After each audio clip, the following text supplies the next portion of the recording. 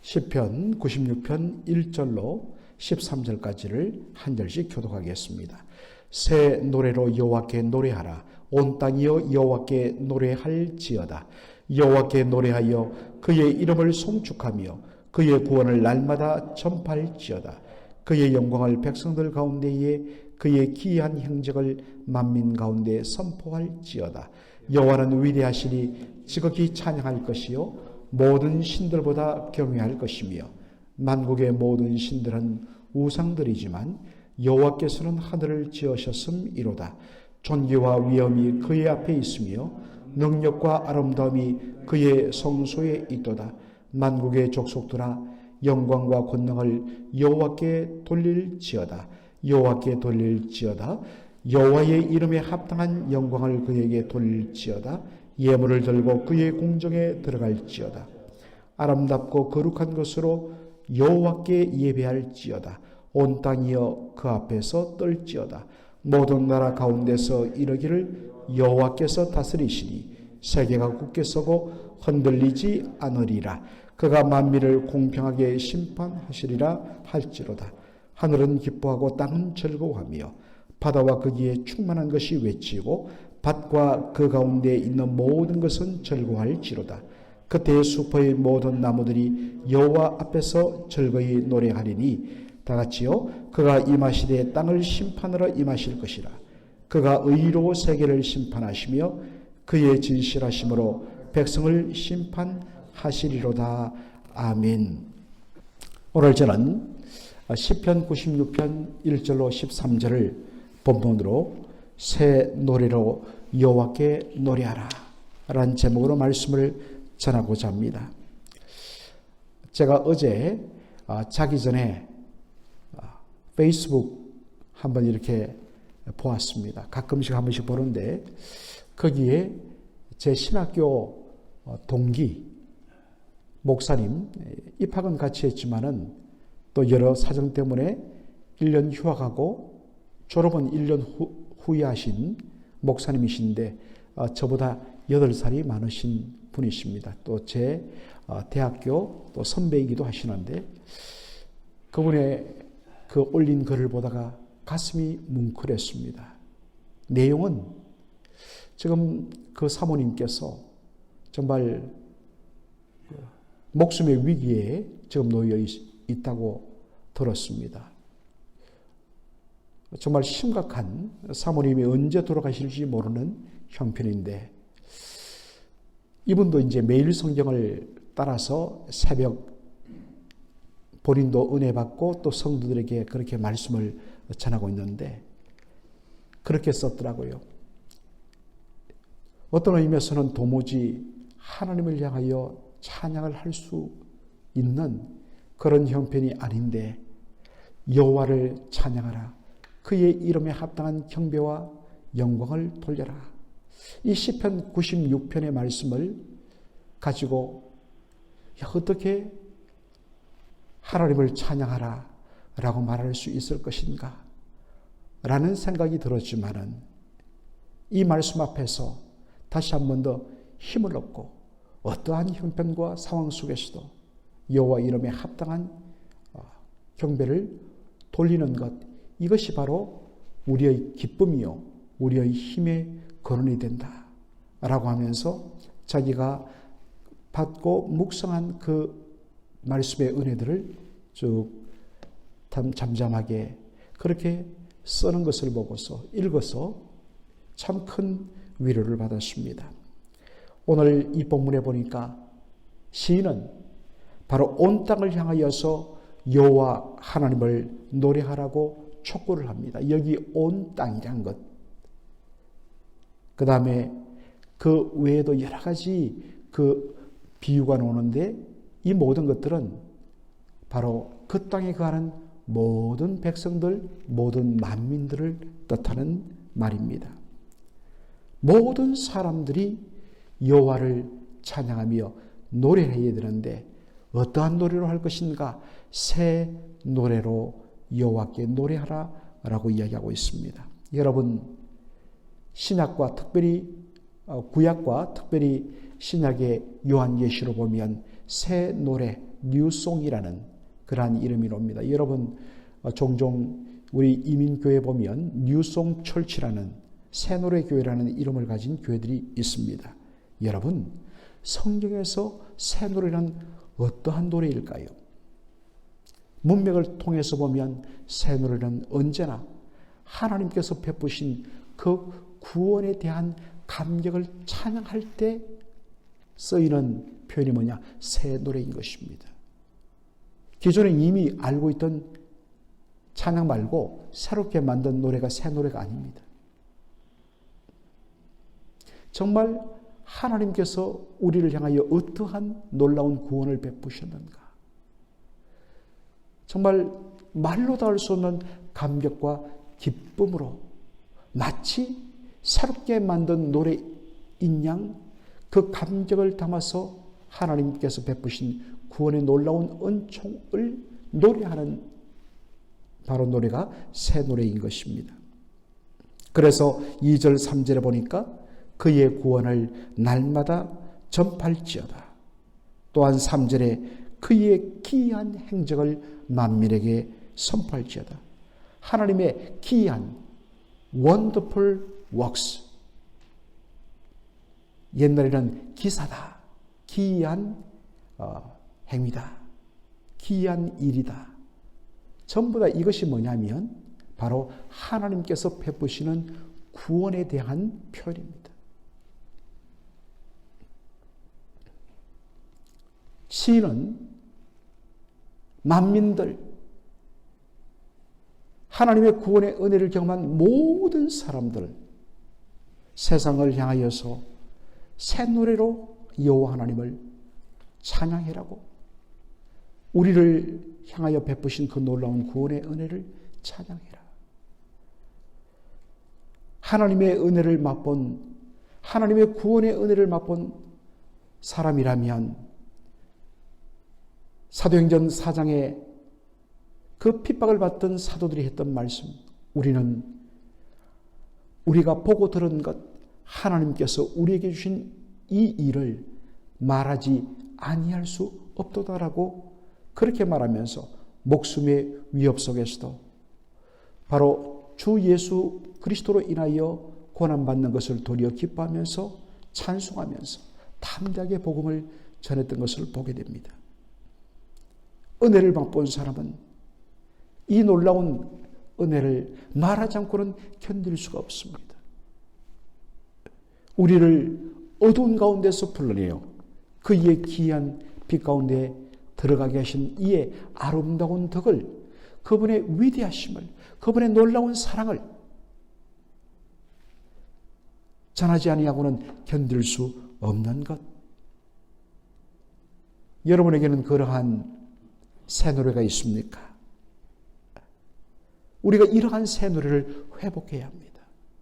우리가 자랑하고 높이고 말해야 할 것은 오직 하나님의 놀라운 은혜와 그 은혜의 구체적인 내용으로서 예수 그리스도, 그분의 십자가라는 사실입니다.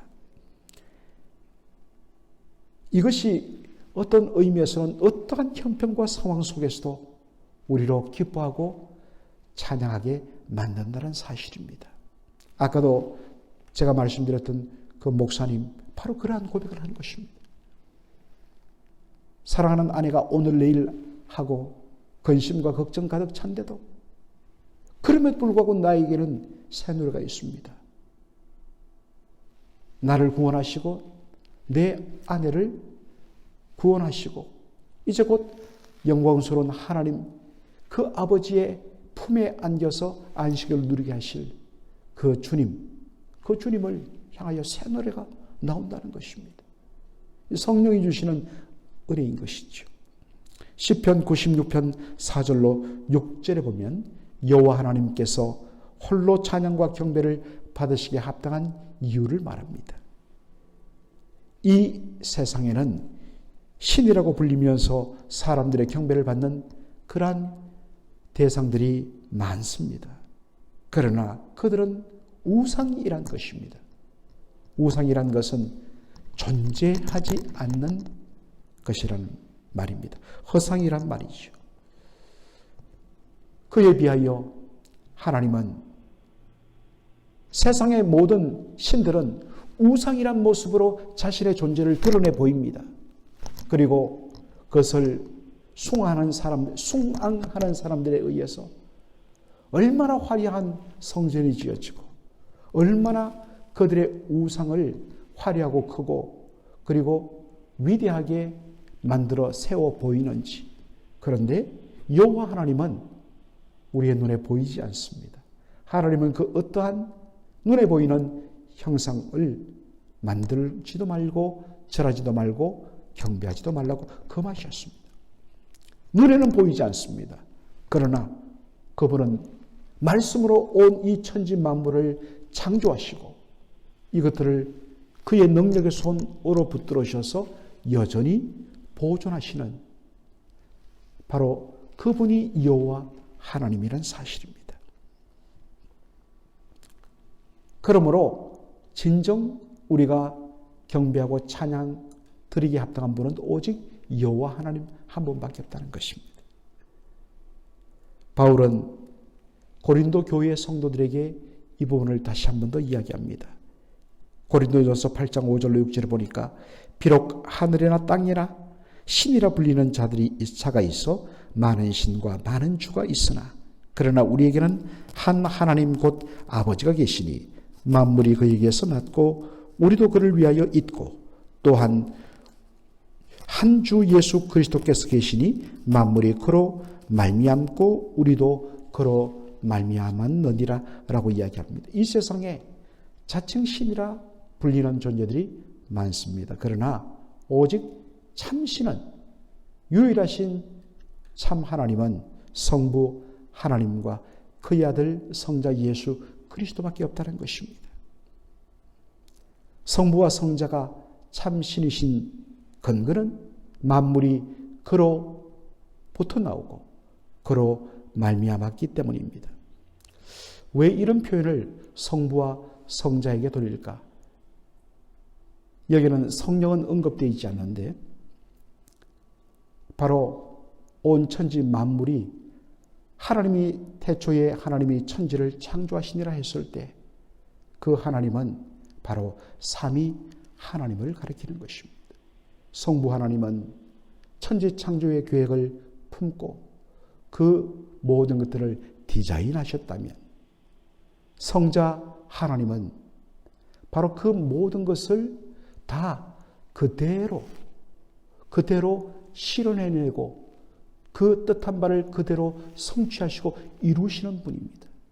그런 의미에서 요한복음 1장 1절에 태초에 말씀이 계시니라.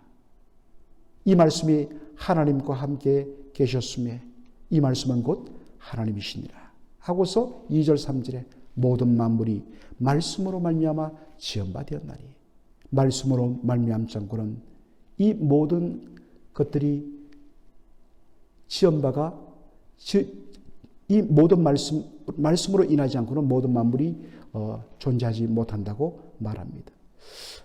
우리가 이 말씀을 바로 말씀이 육신이 되어 우리 가운데 거하심에 하나님의 영광을 보니 그의 독생자의 영광이라고 이야기했지 않습니까?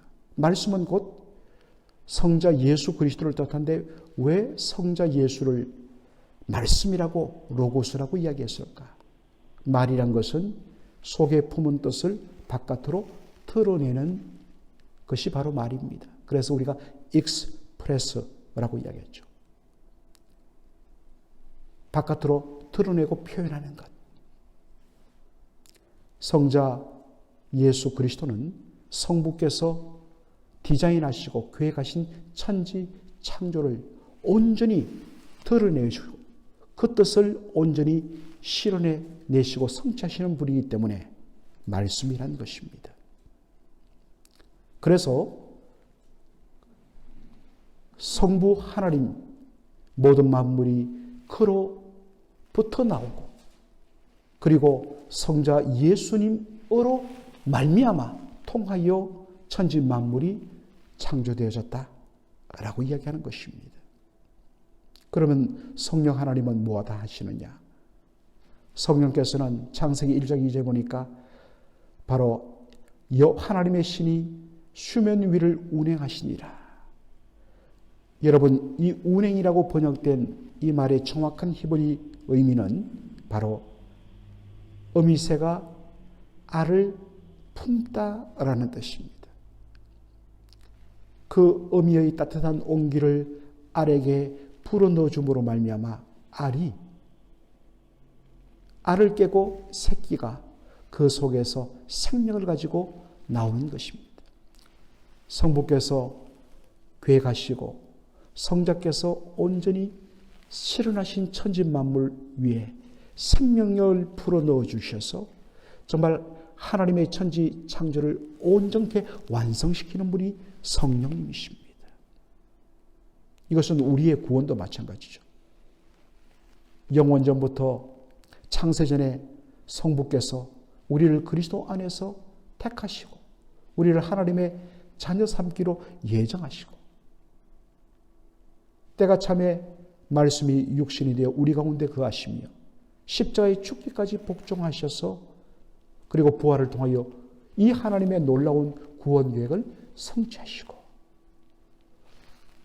오순절날 보내신 보혜사 성령님께서 죽었던 우리의 영혼들을 거듭나게 하시고 이 놀라운 구원의 은혜를 믿게 하심으로 말미암아 그 놀라운 구원의 은혜를 우리가 온전히 누리고 하나님의 자녀의 그 놀라운 영광을 얻도록 완성하신 분이 성령님이십니다.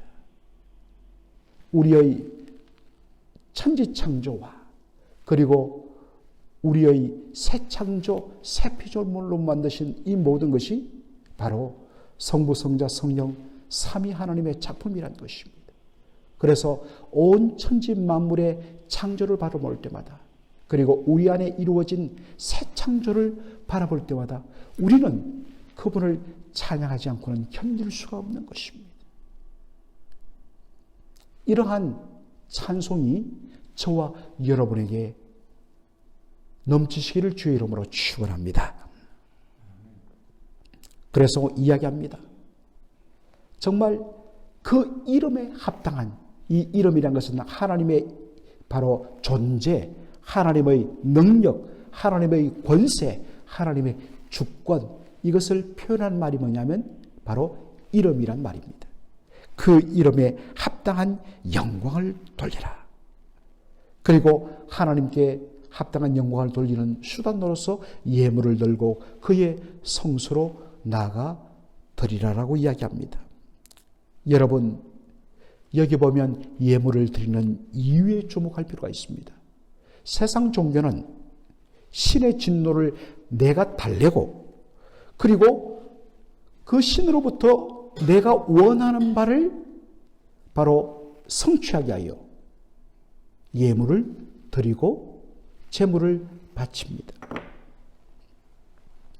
그러나 여호와 신앙은 창조자이요 구원자이신 하나님에 대한 신앙 고백, 그분은 온 우주 만물을 창조하신 창조주이십니다.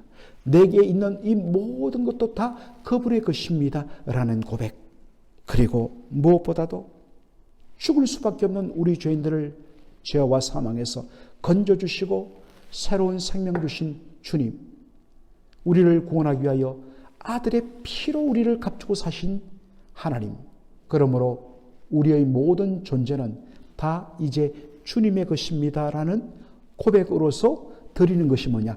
헌금입니다. 헌금의 성격이 완전히 새로워지고 바뀌는 것입니다. 그런 의미에서 우리가 하나님 앞에 드릴 때 인색함이나 억지로 하는 것이 아니야 자원하는 마음으로, 즐거워하는 마음으로 드리라 하는 이유가 바로 여기에 있는 것이죠. 그래서 우리가 헌금, 나중에 제가 한번 주일날 성도들이 헌금 설교하기를 원합니다. 단순히 헌금 많이 내라, 그럼 복 받는다. 11조 내라, 하나님께서 넘치도록 부어주신다. 뭐 이런 어떠한 차원이 아니라 진짜 우리가 왜 헌금을 해야 되는가? 왜 헌금을 드려야 되는가? 그 속에는 하나님이 창조주시오, 그분이 우리를 구원하시고 구속하신 우리의 생명의 주인 되심을 향한 정말 하나님의 백성들이 하나님께 드리는 신앙 고백이, 감격이 그 속에 들어있다는 것을 우리 성도들이 알아야 하는 것입니다. 그리고 시편 96편 10절로 13절을 보면 참 이 내용도 로마서 8장 22절 이하의 말씀과 연결해서 설교하려면 또한 1시간이 나오는 분량입니다. 간단하게 말하면 이 10절로 13절은 온 세상의 왕이신 하나님의 최종적인 의의 심판, 공의의 심판과 통치를 고백하는 내용입니다.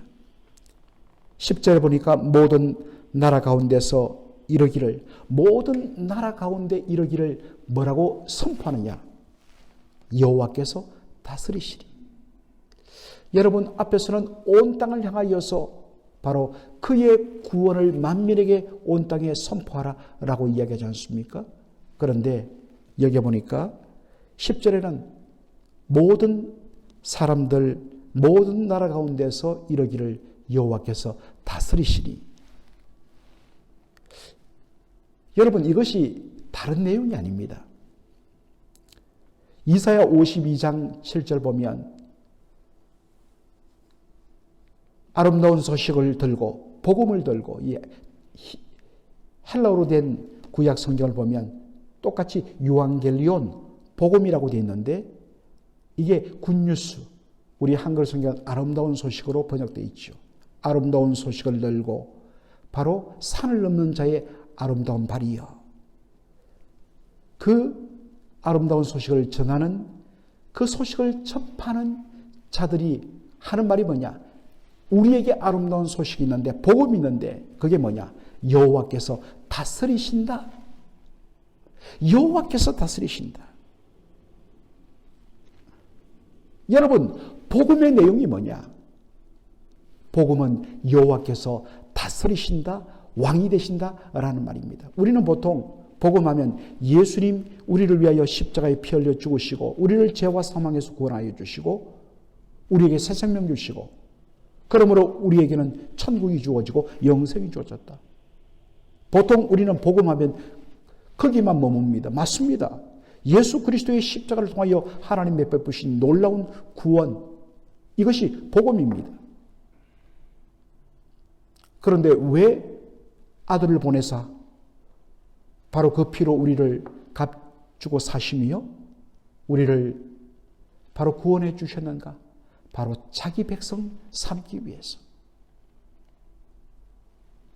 그들 위에 왕이 되어서 그들 가운데 말씀으로 의의 통치를 하기를 바라셔서 바로 우리를 구원하시다는 것입니다. 그러므로 진짜 복음의 완성은 뭐냐? 이제 여호와께서 다스리신다. 흑암에 잠겼던 그 세상 가운데 예수 그리스도를 통하여 십자가와 부활을 통하여 바로 시작된 하나님의 나라, 하나님의 나라라는 것은 하나님의 통치죠.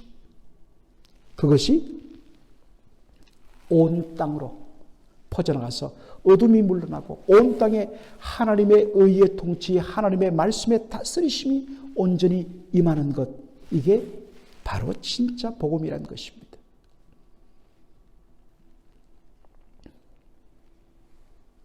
그런데 바로 예수님의 십자가 부활로 시작된 하나님의 나라가 온전히 예수님의 재림으로 말미암아 완성되기까지 그 사이에는 얼마나 많은 불의함이 존재하며 오히려 의의 다스림을 받고 주의 뜻대로 살아가는 백성을 향한 바로 공격과 위협과 그리고 핍박이, 그래서 죽임당함이 일어나는지, 바로 요한계시록이 그러한 내용을 담고 있습니다.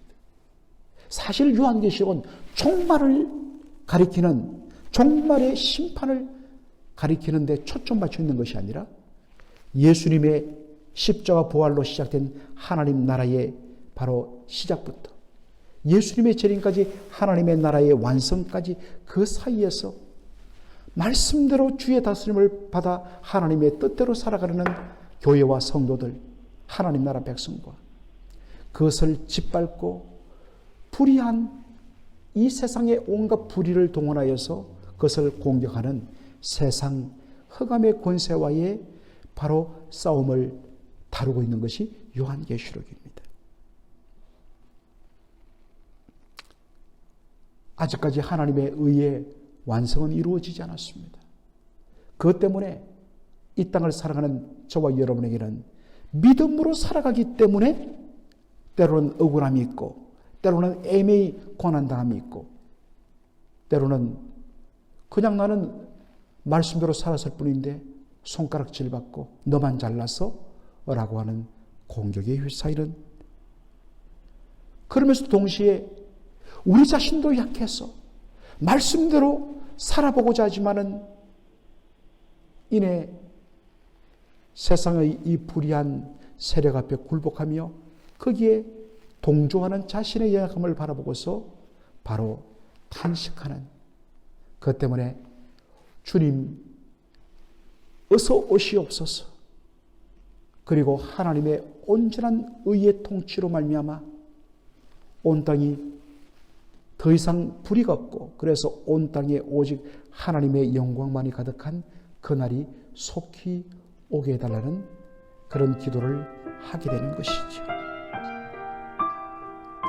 성도의 진정한 고백은 주여 속히 임하셔서 이 온 땅을 온전히 다스리시고 주의 의로 심판하시며 주께서 다스리는 그날 오게 하여 주시옵소서.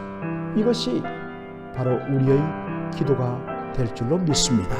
기도하겠습니다. 살아계신 우리 아버지 하나님, 은혜와 사랑을 감사드립니다. 오늘 이 새벽에 시편 96편을 통하여서 이 속에 담겨있는 어마어마한 내용을 참 이 짧은 시간 안에 다 드러내기 힘들고 또 그것을 잘 드러내지 못하는 저의 한계를 인정하면서도, 그러나 주여 다시 한 번 더 기도합니다.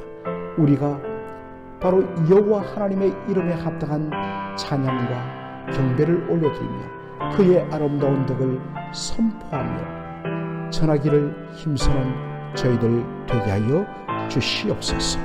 예수님의 이름으로 기도하옵나이다. 아멘.